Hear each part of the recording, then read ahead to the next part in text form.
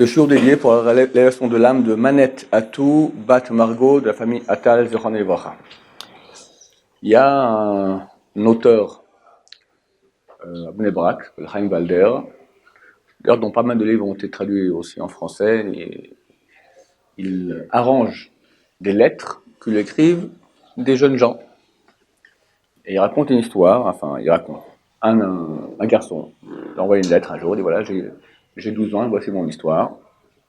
Un garçon normal à Bnei Brak dans une classe, mais il y a un problème. Tout le monde, il fait toujours des problèmes. Il n'y a pas un jour depuis que je suis rentré à l'école où je ne rentre pas à la maison et je sais qu'on m'a traité de ci ou de ça, on m'a tapé. Chaque jour, il y a quelque chose. Pourquoi ? Parce que je réagis rapidement. Je m'énerve. Et mes copains, ils voient ça. Alors, ils m'appellent avec un sobriquet et tout de suite, je réagis, ou je frappe, ou je crie. Alors, ils ont compris le jeu et comme ça, ils m'excitent sans cesse. Au début, j'allais voir le prof, ça faisait rien. Mes parents sont allés voir le directeur, ça n'a rien fait. Le directeur a parlé aux élèves, ça a été encore pire. Toute la classe a commencé à se moquer de moi sans cesse. Je suis habitué, voilà. Chaque jour, je rentre à la maison avec toute une collection de sobriquets, etc., etc. Et un jour, quelqu'un m'a énervé, comme d'habitude. Je réagis comme d'habitude. Et en sortant de la classe, la moitié de la classe qui se met à me courir derrière. Et moi, je cours dans mes braques, et la moitié de la classe qui me court derrière dans mes braques. Je cours. Bon, je suis habitué, c'est pas la première fois. Et donc, j'arrive à un endroit dans le trottoir qui est très court, et il y a en face de moi un vieux monsieur qui marche. Alors, je comprends. Si elle est sur la route, je peux pas y aller les voitures. Bousculer le vieux, c'est bousculer le vieux. Mais si je m'arrête, ils vont tous m'attraper. Qu'est-ce que je fais ? Je respecte les vieux. Je me fais arrêter. Immédiatement, évidemment, tous m'ont attrapé et ils commencent déjà à me taper sur la tête, etc. Du coup, le vieux, il dit « Arrêtez ». Tous les gens dans les bras ont vu ça, mais personne n'a dit arrêter. Mais là, il a compris que c'était aussi à cause de lui que je m'étais arrêté, par égard par lui. Alors il a dit arrêtez. Un des jeunes a dit ne l'écoutez pas. Il dit toi, Nahum, je te connais. Je vais parler à ton père, oi voy. Alors là, ils ont eu peur. Et toi aussi, je te connais. Et messieurs, partez tous, parce que sinon je vais aller voir le directeur Cohen et il va s'occuper de vous. Tout le monde, le directeur Cohen, tout le monde, il fait très très peur le directeur Cohen. Ils ont entendu ça. Ils ont vu que le type, il connaît tout le monde là-bas, à Bnei Brak. Ils sont tous partis. Bon, alors je vais partir. Le vieux me dit, viens avec moi. Bon, comme je dis, je respecte les vieux, je vais avec lui. On marche, le vieux et moi, dans Bnei Brak, et on arrive à un banc des vieux. Il dit, viens, assieds-toi. Bon, je respecte, je m'assieds. Et raconte-moi un peu, qu'est-ce qui se passe ? Alors je lui dis, voilà, chaque fois que on dit quelque chose, je m'énerve. Mais bien sûr, on t'a dit de pas t'énerver. Eh oui. Et j'arrive pas. Et bien sûr, on t'a dit aussi, au moins, même si tu t'énerves, énerve-toi juste intérieurement, soit rentre à l'extérieur. Et t'arrives pas. Oui. Ben, je te comprends tout à fait. Ah, qu'est-ce qu'on fait ? Bon, moi, je voulais partir, raconte le gosse. Je me dis, écoute, tu sais, je vais te raconter une histoire. Quel âge tu crois que j'ai ? Je regarde. 80 ans, ouais, à peu près. Donc, il avait 12 ans, donc j'ai 68 ans plus que toi. J'ai peut-être quelque chose que je peux te donner dans la vie. Je vais te raconter une histoire qui peut te donner un très bon élément de réflexion. Moi, je viens de Lituanie. Je suis né en Lituanie. Pardon, je n'ai pas dit mon père. Mon père vient de Lituanie. Et mon père, qui était un brillant élève à la yeshiva, et il est parti étudier dans la plus grande yeshiva, la plus illustre, peut dire, du monde à l'époque, celle du Grise, le Gaon Rabbi Yitzhak Zev Soloveitchik, fils de Rabbi Chaim Soloveitchik, d'accord, la grande yeshiva de Brisk. Et là-bas, c'était le centre de tous les plus grands cerveaux de yeshiva au monde. Bon, Hachem, mon père était un bon élève, étudiait bien, etc. Il a raconté qu'un jour, ils ont vu un petit enfant de 11 ans venir à la yeshiva, et tout le monde a cru que c'était le fils d'un des rabbanim de la yeshiva. Comment qu'on lui donne une chambre ? Pas possible, en yeshiva de gens 18, 19 ans, les plus grands Arayot, on dit ça en hébreu, les plus grands fauves en Torah, d'accord. Les géants en Torah, on a un petit gosse de 11 ans, il y a une erreur là. Sous l'escalier, comme ça, une petite mansarde, tac, on leur met un matelas là-bas. Alors tous ont dit, bon, on va faire une manif, on va l'embêter ce gosse. Dès qu'il nous parle, on ne le répond pas. Faut qu'il comprenne qu'il n'a pas à faire avec nous, enfin, c'est vrai quoi. Même ici, à Ishot Yosef, la grande Ishot Yosef, je mets un gosse de 11 ans, je vous mets avec vous dans les chambres. Qu'est-ce qu'il fait ici? D'autant plus une grande yeshiva qui était beaucoup plus que Ishot Yosef.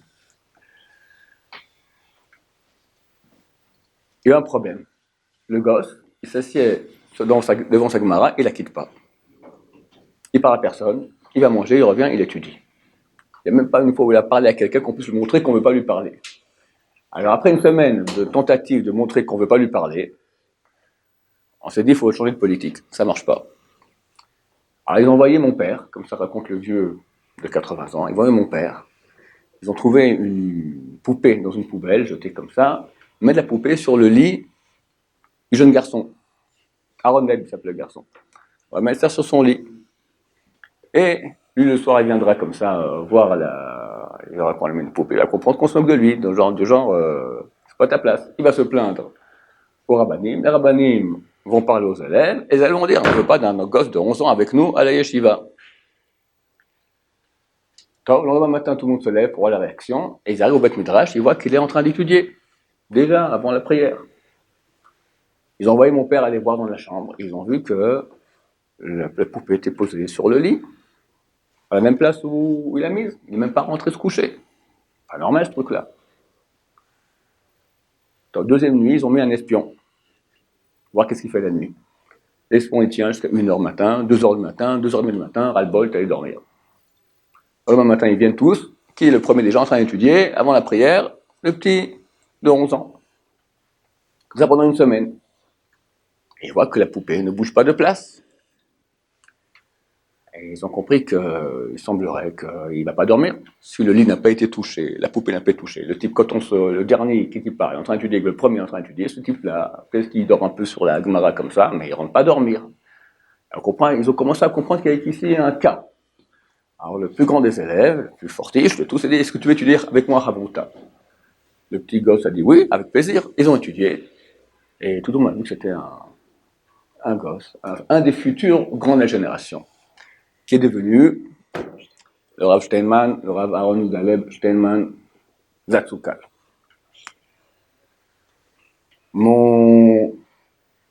La guerre, le Rav Steinman plus tard est parti, il est allé à Montreux. Mon père est resté en Lituanie, raconte le vieux. Il y a eu la guerre. Mon père a survécu difficilement à la guerre, après il est parti en Amérique, et moi je suis venu en Amérique. Après je suis venu en Israël, j'ai rencontré ma femme ici, et je me suis marié. Il y a une dizaine d'années, mon père est venu en Amérique, à Bnei Brak. Il avait 99 ans. Et il vient chez moi à la maison, et il me dit, mon fils, je vais aller voir le Rav Steinman. Pourquoi? Il me raconte l'histoire. Je dois demander Mechila. Mais il n'a même pas vu, il n'est même pas rentré dormir. Alors, tu vois qu'il a fait attention à votre poupée. Non, mais vu que je fais ça pour l'embêter, je dois demander Mechila. Bon, si mon père m'ordonne, alors on est levé au net, parce que chez le Rav Steinman, il prête toujours au net. On prie au net là-bas, et après, il reçoit les gens. Il se rapproche de Rav Steinman, il lui dit, je m'appelle un tel, on étudie ensemble à Brisk, il y a 80 ans. Alors je dis, bien sûr, je me souviens même qu'est-ce qu'on a étudié. Et le vieux raconte, j'étais épaté à quel point il se souvenait avec détail, toute la souvia, qu'est-ce qu'on a étudié, qui a dit comment, etc. J'étais très content de le voir, enfin un grand sourire. Et là, mon père demande Mechila. Quoi Mechila? Bah écoutez, nous on était un peu embêtés quand on avait un petit jeune de 11 ans qui est venu, alors on m'a envoyé moi pour aller mettre la poupée, pour vous vexer comme ça. Et je me souviens de rien, je me souviens de rien. Je n'ai même pas vu ce truc-là, je ne sais pas de quoi tu parles. En tout cas, mahoula, aucun problème. Tov, il rentre à la maison, tout coup mon père, comme ça raconte le vieux, il s'est mis à pleurer. Il s'est mis à pleurer. Je l'ai laissé pleurer. À la fin, il a dit, je vois la grandeur du Rav. C'est certain qu'il est allé dormir. Alors justement, il lui a même raconté, non, je ne restais pas. Mon père m'a ordonné de dormir au moins 3 heures par nuit. Donc, vu que mon père m'a ordonné, je voulais bien étudier. Vous voyez un peu de quoi on parle, hein. Donc j'allais dormir au moins 3 heures par nuit dans mon lit. Mais le matin, quand il se levait, tôt, et il me remettait le lit, eh bien, il mettait de nouveau la poupée bien à sa place pour pas montrer aux gens qu'il y a une réaction. Quelle est la meilleure réaction à avoir? Montrer que ça t'a rien fait. Tu restes complètement passif. T'as compris, mon cher ami? Comme ça, dit le grand-père au petit jeune de 12 ans. Il dit oui, faut pas que je montre. Faut pas que je montre que je m'énerve. Non, non, plus que cela. Ça t'énerve, ça te fait plus rien. Ça te fait absolument rien. La meilleure façon de faire pour que lorsqu'on veut t'attaquer, ces attaques n'aient aucune accroche sur toi, aucune réaction, tu laisses passer. C'est pas facile. Tiens bon, mais tu verras qu'en quelques semaines, ça sera réglé. Raconte le jeune homme, je suis sorti comme un autre homme de ce vieux. J'ai décidé, maintenant c'est fini, je ne réagis plus jamais. Je rentre en classe, les gens m'appellent, alors de nous sobriquet, tout ça. Et je répondais, oui, qu'est-ce que tu veux, normalement. Ils ont essayé de voir vraiment si c'était sérieux. Puis au bout d'un moment, ils ont vu que je restais comme ça. Et au bout d'un moment, j'ai commencé à avoir des copains. Et plus personne ne m'appelait comme ça. Et bon, aujourd'hui, je suis très très bien dans la société.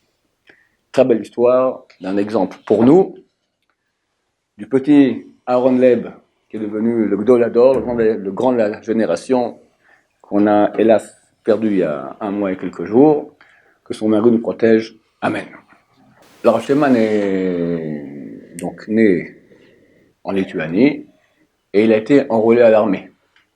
Pour ne pas rentrer à l'armée, il a fui, lui et le Rav Moshe Soloveitchik. Et les deux sont arrivés en Suisse à Montreux. Et quelques années plus tard, la guerre a éclaté. Et au Rachem, ils ont été tout le monde de sa famille qui sont restés là-bas en Lituanie, ont tous été exterminés. Et le Rachem est resté donc là-bas en Suisse, à Montreux, où il s'est marié avec une femme belge. Et juste après la guerre, ils sont montés en Israël. Là-bas à Montreux, un de ses amis lui a posé la question: qu'est-ce qu'Hachem veut de nous? Quel est notre but sur terre? Alors, il lui a dit: regarde Messat Yesharim. Messat Yesharim, c'est donc ce livre du Ramchal, basé sur une braïta, sur un enseignement de Rabbi Pinchas Ben Yair, le beau-père de Rabbi Shimon Bar Yochai, qui dit comment arriver à le degré le plus haut, Ruach HaKodesh, Kriyat HaMetim, c'est une résurrection des morts, d'accord? On est le niveau juste avant, Ruach HaKodesh, l'Esprit Saint. Le but, c'est d'arriver là-bas à devenir Merkava Lashrina, devenir un support à la Shrina, c'est-à-dire qu'on est tellement saint que la présence de Dieu vient se pose sur nous. Alors on reçoit Ruach HaKodesh, on peut faire des miracles, et le but c'est pas les miracles Ruach HaKodesh, donc ça prouve que simplement tu es quelqu'un de divin, en tout cas un réceptacle, un véhicule pour la sainteté d'Hachem. Et tout ce livre-là, qui est le livre numéro 1 de Moussar, à connaître et savoir, tout le monde est d'accord là-dessus, et à lire et à relire sans cesse, il y a cette échelle-là qui commence depuis Torah, Mivia, l'idée Zeirut. La Torah amène à l'attention. L'attention amène à la célérité. La célérité amène à la propreté. La propreté amène à l'ascétisme, etc. Comme ça, on monte tous les degrés jusqu'à devenir Merkava Lashrina, devenir Bezrat Hashem, véhicule pour la présence divine. Alors, le premier niveau s'appelle Torah. La grandeur du Rav en Torah, elle est inimaginable. À la fin de sa vie, il commençait à perdre un peu la mémoire. On comprend. C'est l'âge de 204 ans. C'est quoi perdre la mémoire? Il a dit, je commence à perdre la mémoire. Je connaissais, je suis censé connaître, je connais normalement tout.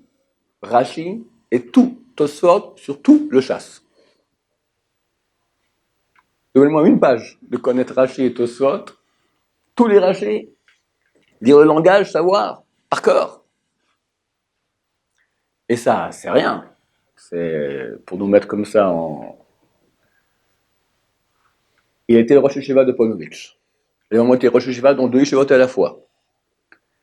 D'habitude, les Rosh Yeshivot, dans les yeshivot qui sont les plus prestigieuses au monde, d'accord, ils sont très très forts dans le domaine, dans les masertot, dans les traités étudiés dans les yeshivot. Les Sekin, Nashim, etc. Et là, ils sont très forts dans ce qu'on appelle le Red Yeshivot. Le Red, c'est avec le doigt comme ça, c'est tous les commentateurs, c'est un monde entier, d'accord, mais c'est une partie de la Torah. Dans le reste, ils sont bons, mais pas excellents. Le Rav était excellent, bien sûr, dans l'ordre des Shivot. Il donnait 10 chiours par jour. 10 chiours par jour. Il était excellent dans tout le domaine de la Torah. À l'âge de 80 ans, il a commencé à faire avec un groupe comme ça, il leur enseignait coaching. Coaching, c'est tout ce qui va avec les sacrifices. C'est qui étudie ce genre de trucs. On étudie, bon, mais bon, pas tellement. Il a sorti 3 bouquins. À l'âge de 80 ans, il a commencé. Bon, il connaissait bien sûr avant. On a vu que c'était une source intarissable de connaissances. Ok, alors il s'y connaît bien dans le chasse, mais c'est pas un grand possèque. Un Talmid Chacham à Bnei Brak était voir le Rav Shach. Je lui dis, et il lui a demandé au Rav Shach, j'aimerais maintenant un Talmid Chacham, je peux lui demander ce que je veux, où je veux en halakha. Il dit, moi j'ai pas le temps, je suis trop occupé, le Rav Shach a dit, avec les cours à la yeshiva, va voir le Rav Shtelman. Tout ce qu'il te dit, dans les 4 parties du Shulchan Arour, tu peux compter sur lui. Halakha. Un Shochet de Kfar Sava a dit, toutes les questions que j'avais de très faute, c'est quoi très faute? T'égorges une bête, écoute, maintenant un poumon, t'as une question, permis interdit, j'ai racheté man, sur place il tranchait. Mais où il a appris tout ça? T'es fort en Gemara, t'es fort en halakha, mais depuis quand tu es fort aussi en Shrita, t'as été voir, tu connais les poumons, quelle couleur, qui, quoi, comment, c'est une connaissance énorme. Connaissez tout. Kabbalah. Dans le monde Ashkenaz, on ne parle pas de Kabbalah. Mais ils sont énormes, mais ils se cachent. Il avait chez le livre de Kabbalah, mais qu'est-ce que c'est? Il a dit, j'ai vu ces livres dans la Gnisa, c'était dommage qu'ils soient comme ça jetés, je les ai pris chez moi à la maison pour qu'ils soient mieux conservés. Mais un des grands kabbalistes de Bnei Brak a dit que dans sa jeunesse, il a vu la Kabbalah avec son Rav en Kabbalah qui s'était le Rav Steinman, où il a étudié avec Rav Steinman à Montreux, qui avait quel âge? Moins de 30 ans. Son Rav de Kabbalah avait moins de 30 ans à Montreux, le Rav Steinman. Au Hachem qu'on a des grands Torah. Phénoménal, jour et nuit. C'est sa famille se souvient rarement de l'avoir vu rentrer dans le lit aller dormir. Quand on était jeune, les élèves allaient voir, les profs allaient les voir, tout, on voyait sa lumière, on écoutait combien de temps, 2 heures du matin, 3 heures du matin, encore. Des fois, ils sont dormis un peu comme ça, tac, et il reprend. Une puissance énorme. Il n'avait pas de siège avec dossier. C'est trop agréable, parce que tu es un peu relax après pour étudier. Relax, t'es mort. Essaye de tenir avec un siège sans dossier une demi-heure. C'est terrible. C'est terrible.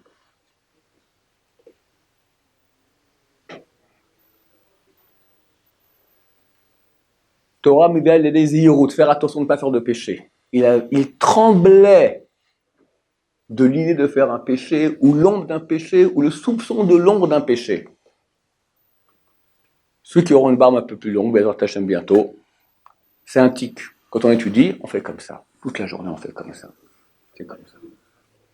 Maintenant, un jour, il a fait comme ça. C'était il y a 40 ans. Il avait 64 ans. Quarantaine d'années. Et du coup, il voit qu'il a un cheveu dans la main. Normal. Mais si je fais maintenant comme ça, le mardi, avec un cheveu, je peux faire ça aussi Shabbat. Et avoir un cheveu. C'est permis ou c'est interdit? C'est permis. C'est un safek. Je ne suis pas certain que ça va se faire. C'est pas ton intention. Complètement permis. Mais c'est certain que ça va arriver. Puis que je fais des lonnichale. Béchinouille. Avec la main, la race et d'Afkas, on fait avec. Permis. Faut pas faire peut-être trop fort. Tu fais trop fort, et puis c'est certain que ça va arriver. Et comme ça, là, ok, peut-être un issour des rabanan. C'est dit, j'arrête. Je touche plus jamais ma barbe. Je touche plus jamais ma barbe. Je touche plus jamais ma barbe. De peur qu'une fois dans ma vie, je vais peut-être faire un truc qui est en soi permis, qui est peut-être, c'est un soupçon d'interdit de Shabbat. Au bout d'un moment, il avait, moi je l'ai vu, cette époque-là, il avait la barbe comme ça, puis ici il avait un truc qui pendouillait. C'est une sorte de millimélo de cheveux auquel il ne touchait pas, qui était suspendu avec quelques cheveux encore ici à sa gorge. Une sorte de truc affreux comme ça, de millimélo de cheveux mêlés. Tu avais la barbe normale, puis là tu avais un truc comme ça énorme. D'un boulot, ting, c'est tombé. Il ne touchait pas.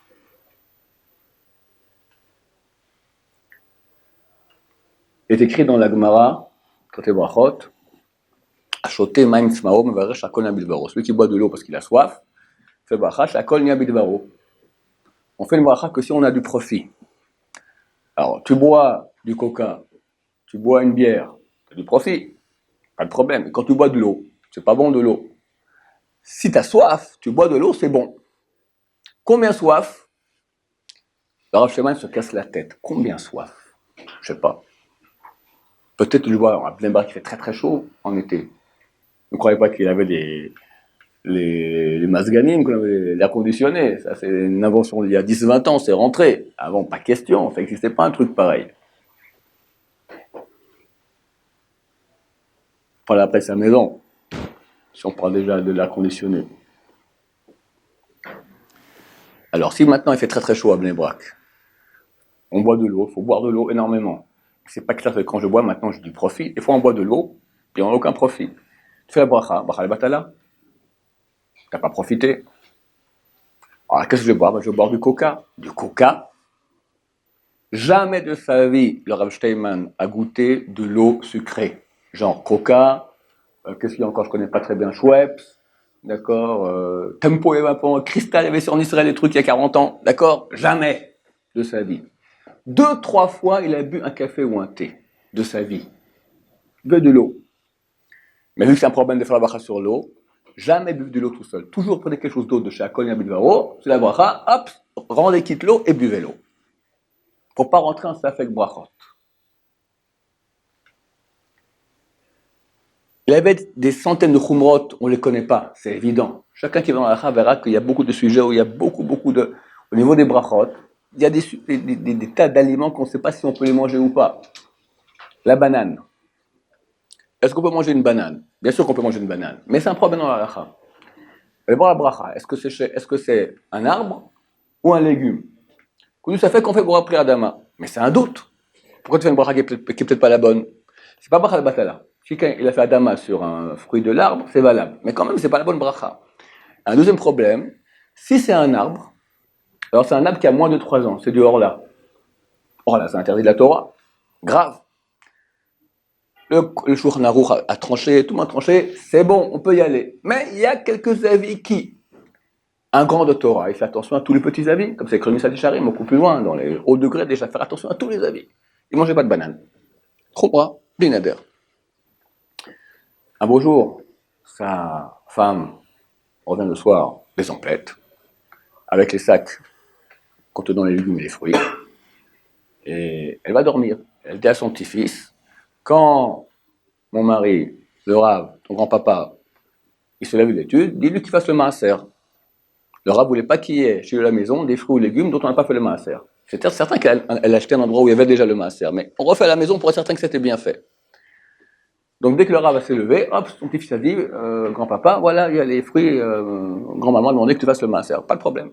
Je fais le maaser. Alors on prend chaque fruit, on prend une petite partie, tac tac, on met ensemble, on dit une certaine formule, et on peut manger. On enroule, on met dans la poubelle, et le reste on peut manger. Vient, la Rav Shlomo à son petit-fils, lui dit, tu vois la banane là, mange-la. Pourquoi? Parce qu'il a pris le régime de banane, il a coupé une partie de la banane pour donner ça un prélèvement, puis alors tu as la moitié de banane qui est là.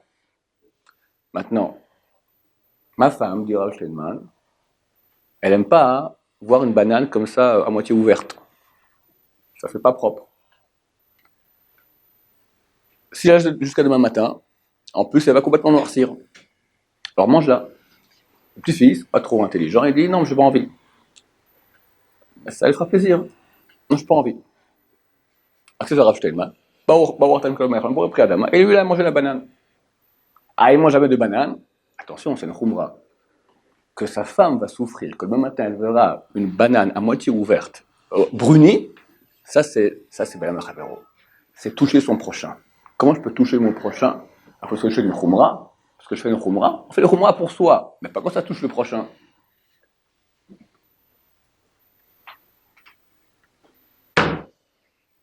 Baruch Hashem, qu'on ait vécu dans une génération où des hommes pareils se trouvent. On peut même les voir, Baruch Hashem. Un type est venu le voir, il a écrit un livre. Il demande une askama, une recommandation. Le Rav lui dit, mais toi tu habites dans la ville interne, n'est-ce pas? Attends, tu as le Rav de la ville. Si tu veux une recommandation, tu vas mettre ma recommandation, et après celle du rabbin, et le rabbin il sera un peu gêné. Après tout, c'est lui le rabbin de la ville, il y a un grand ami de rabbin dans la ville, on est content qu'il veut faire sa recommandation, être là. Il ne faut pas te faire cette recommandation, ça va le toucher à lui. Ma condition, je fais une recommandation, mais tu mets d'abord celle du rabbin de la ville, et après la mienne. Dans les places honorifique. Pour pas toucher le rabbin de la ville que peut-être il verra, et de qui on parle. On a mis quoi, le rabbin de la ville avec tout le kavod, ok, moyen, d'accord, on parle de grande génération. Ça ne lui fera pas grand-chose comme qu'on a mis le Rav Shimon avant lui, quand même. Zérout, l'attention amène à la célérité, la zrizout. Faire le mitzvot, parat une seule mitzvah. Le Rav a dit, je me suis posé des questions, pourquoi Hachem me laisse vivant tellement de temps? Tout le monde connaît son testament.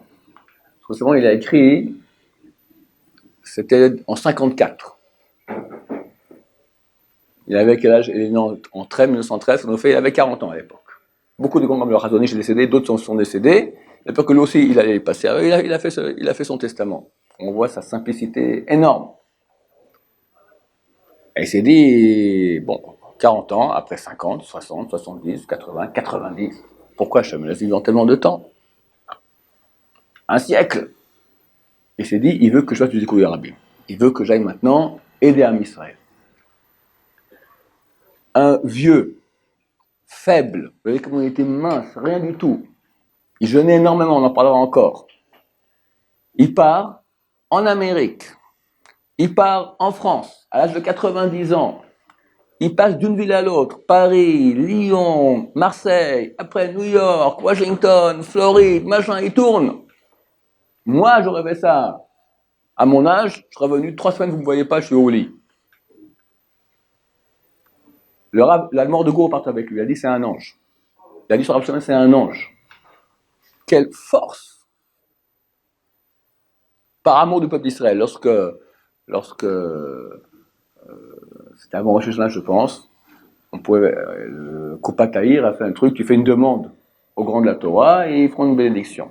En veut lui aussi, il fait une demande, c'est-à-dire qu'on puisse être Mezaket Arabim. Alors Shteyman a fait une demande qui peut être Mezaket Arabim, qui peut faire du bien au public, au grand public du peuple d'Israël, aider Am Israël. Cet homme-là, que je dis auparavant, donnait 10 cours par jour. Et Rosh Hashiva, il faut régler des millions de problèmes dans une yeshiva. Il répond au monde entier. Les gens viennent le voir toute la journée pour des questions-réponses, etc., les cas les plus durs, les choses les plus compliquées. Des centaines de milliers de dollars passaient par ses mains chaque mois. Tous les riches du monde entier lui amenaient leur argent pour qu'il distribue aux meilleurs yeshivot. Des dizaines de yeshivot étaient sous sa tutelle. Pas 1 milligramme de millimètre il a gardé pour lui, même pas ce qu'on appelle Torah Tana, du genre je te rends service, rends-moi service. Jamais rien. Alors sa femme lui a dit, écoute, il y a ton fils, peut-être il a besoin, il cherche un travail, fais-le rentrer dans la yeshiva. Ce qu'on donne, on donne. On ne demande rien du tout. Le Rav Yashiv a dit, c'est l'homme le plus propre de la génération. Propre, honnête, jamais profité de rien. Il a dit une fois, je n'ai jamais flatté un homme de ma vie. Quand tu vois un type, il a beaucoup d'argent, il peut t'aider, machin, tout ça, tu lui fais un peu de... Hein? Jamais. Jamais. Jamais. Propre. Émette. Un jour, un riche est venu le voir à Purim. Je vous donne 5000 $. Vous les donnez encore aujourd'hui à un grand Talmid Chacham qui est pauvre ici à Bnei Brak. Ok. Ça fait parmi tous les argents qui passent par le Rav Shleiman. Il prend, il met dans la poche, c'est bon. Plus tard, on va chercher dans toute la maison. Il cherche. Il s'avère que les 5000 $ ont disparu. Il semblerait qu'ils ont été volés. Pauvre type qui a volé le Rav Steinman. Mais quelqu'un a volé 5000 $ au Rav Steinman. Le pauvre Rav Steinman, qu'est-ce qu'il a fait? Il a appelé le riche, il lui a dit, écoute, désolé, mais on m'a volé l'argent, je rembourse. Al-Pidin, il ne devait pas rembourser. D'après la loi, on n'a pas donné ça pour garder, on a dit pour transmettre. Si c'était volé, il n'est pas tour. Mais il se peut, d'après un avis, qu'il est Chayab B'din Shamaim, dans le ciel peut-être. Et je préfère payer 150 000 $ et pas avoir à répondre aux questions quand j'arrive au Olam Haba. Il avait une peur bleue du jugement de Olam Haba. Bleu. Il a fait un emprunt. Il a dit, je ne peux pas payer ces 5 000 $ aujourd'hui au type de... Désolé. Mais je te rembourserai l'argent. Il a fait un emprunt, a rendu les 5 000 $. Pendant une année, il a pris de son argent comme ça de côté pour rembourser les 5 000 $. Et il n'avait pas beaucoup d'argent. Il vivait dans une maison. C'est le plus grand exemple qu'on puisse avoir de la simplicité du Rav. Une maison qui date d'il y a 60 ans, telle qu'elle a été faite il y a 60 ans. Un jour, on voulait mettre un peu de peinture, il dit non, jamais de la vie. Tout ce que je fais ici, tout ce que j'aurai le plus ici, c'est la place de l'Olam. On veut rien ici. Parce qu'ils ont construit la maison, le Kablan, le constructeur lui a dit écoutez, vous avez 3 sortes de sols. Vous avez le plus nul, numéro 1, vous avez numéro 2, numéro 3, vous voulez quoi? Il dit je veux numéro 1. Écoutez, je vous donne le numéro 2 pour le prix du numéro 1. Il dit non, je veux numéro 1. Il y avait 2 pièces et demie là-bas. Je rentre dans cette maison. C'est un exemple extraordinaire. Les murs encore pelés, rien, la simplicité de simplicité. Et le monde entier se trouve là-bas, et la Shrina, la présence divine, et tous les anges du monde se trouvent là-bas. Et de là-bas, le monde est dirigé. Diriger le monde entier depuis là-bas. Le monde entier. Lui, lorsque l'argent, ça paye en tant qu'enseignant à Ponovitch. Faut-il payer? Et il y a une période où pendant 9 mois, c'était il y a 30-40 ans, plus peut-être encore, les gens n'avaient pas assez d'argent pour payer les avrichim et les profs. Pendant 9 mois, ils n'ont pas été payés. Après 9 mois, ils ont remboursé tout. Leur est venu, il a dit non, je vous donne tout l'argent en retour. Pourquoi vous me payez? La Torah n'a pas le droit de se payer pour étudier la Torah. Vous me payez pour que j'ai de quoi vivre. Sinon, je dois aller travailler. Pour Hachem. Les 9 mois sont passés, pas facilement. Mais je suis toujours là, je suis encore vivant, Baruch Hachem. La Torah, j'ai enseigné. Vous ne me payez pas pour cela. Pour que je survive, j'ai survécu, donc j'ai besoin de cet argent. Et il rend l'argent à la yeshiva. C'est pas qu'il y a des millions, il n'y a rien. Je crois qu'il faut parler un peu de sa femme. Parce que beaucoup d'hommes seraient d'accord sur des trucs pareils, mais il y a la femme qui est derrière. Oui, non, mais on a besoin de ci, on a besoin de ça, on a besoin de ça. Qu'une femme accepte comme ça la vie simple, en comprenant que ce monde-ci, vous connaissez l'histoire archi connue. Il y a un grand riche américain qui est arrivé jusqu'en Lituanie, à Radin, il rentre à Chafesraïm, et il voit que rien. Une table, un banc, un lit, comme tous les grands Torah que nous avons connus, rien. Il dit, mais il lui dit, c'est ça, ou vous avez rien? Pas de meubles. Et le Chafetz lui dit, et toi? T'as à côté ta valise? Non, mais moi je suis de passage ici, c'est pas ici ma maison, je suis de passage et je rentre après chez moi. Le Chafetz lui dit, moi aussi, je suis de passage ici. 120 ans, parlons, qu'est-ce qu'on va commencer à investir ici? Et on repart. Qui va prendre de son temps d'ici pour investir pour là? Alors, un minimum, parce qu'on est embourbé, alors oui. Mais si on peut arriver à moins. Toute sa vie, il semblerait, il jeûnait lundi, jeudi. Et il faisait des choses jamais entendues, que les Rabbim Ashkenazim Taïm faisaient des choses pareilles. Les Tanit Afsaka. Tanit Afsaka, c'est que tu jeûnes non-stop, sans boire ni manger rien, depuis Seudat Shlishit jusqu'au Kiddush, 6 jours plus tard. Rien. Baba Saleh et d'autres. Alors, je t'aime, ma même génération. Que son mérite nous protège. Hachem, on continuera encore à parler un peu de cette grande, un autre père. C'est un père pour tout Am Israël, combien il a prié, combien il a conseillé, combien il a fait. Moi, j'ai beaucoup de à Karatatov, il a fait beaucoup de bien aussi, beaucoup de conseils énormes on a reçus chez lui. D'une gentillesse, blagueur, il était souriant, il était gentil. D'une droiture parfaite et d'un amour énorme pour Am Israël. Son mémoire nous protège. Amen.